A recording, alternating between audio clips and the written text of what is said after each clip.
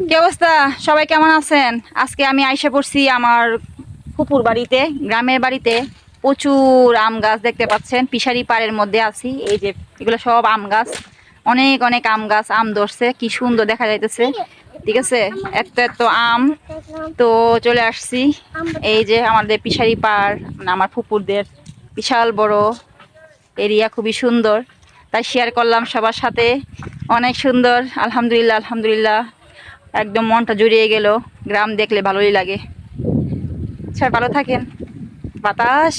কি অবস্থা? সবাই কেমন আছেন? আজকে আমি আইসা পড়ছি আমার ফুপুর বাড়িতে, গ্রামের বাড়িতে। প্রচুর আম গাছ দেখতে পাচ্ছেন, পিশারি পাড়ের মধ্যে আছি। এই যে এগুলো সব আম গাছ, অনেক অনেক আম গাছ, আম ধরছে, কি সুন্দর দেখা যাইতেছে। ঠিক আছে, এত এত আম।